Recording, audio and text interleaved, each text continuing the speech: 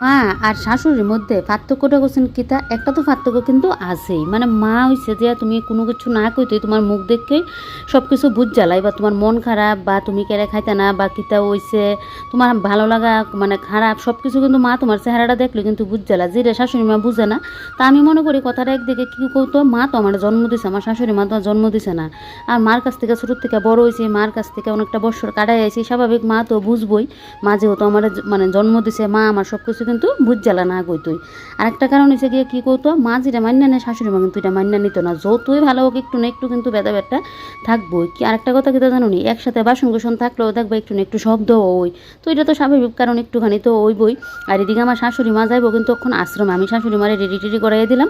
আমার বিয়ার পর থেকে না আমি কিন্তু প্রায় সময় আমার শাশুড়ি মারে কোনো যাইতে গেলে এরকমভাবে কিন্তু শাড়ি টাড়ি ফরাইয়া দিই। আর আমার শাশুড়ি মার দিকে সম্পর্কটা কই এবার কেমন, অনেক সময় দেখবার শাশুড়ি মা একটা কোনো কিছু কইয়া যাইলে চুপ করে থাকলে কোনো অসুবিধা না, কেরে কৌতো যদি এটা ভালো হয়ে থাকে তাহলে তো ভালো, আর খারাপ হয়ে থাকলে সে কিন্তু একদম বুঝবো যে তোমার যে খারাপটাকে মানে কইছে কেরে। তো আমি মনে করি মুখ বুঝে থাকলে কোনো অসুবিধা না, আর কিছু কইছে আবার একটু পরে তো আবার সেটা ডাক দিব।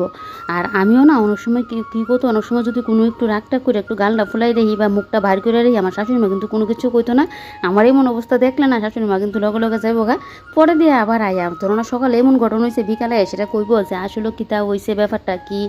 আমার কিছু কিছু জিনিস কিন্তু মানে অনেক কিছু আমার শাশুড়ি মার লগে আমি শেয়ার করি, আমার শাশুড়ি মাও কিন্তু সব কিছু আমার লগে শেয়ার করে। মানে কি হয়েছে, শাশুড়ি বৌমার সম্পর্ক এমন কইতাম না যে শাশুড়ি মার লগে কোনো দিন এক কথা কইছি না, এক কথা কইছে পরে আমি উল্টাই কিছু কইছি না, কইছি কিন্তু এমনইও করছি না যে না কথাই বদ্ধ করে লাইছি, কথাই কইতাম না, ঝগড়া অশান্তি এমন কোনো দিনও কিন্তু আমরা শাশুড়ি বৌমার মধ্যে কিন্তু হইছে না। তো এমন হয়েছে সম্পর্ক হইতে কইলাম যে একসাথে বাসন কুসন থাকলে তো একটুখানি ওই বই।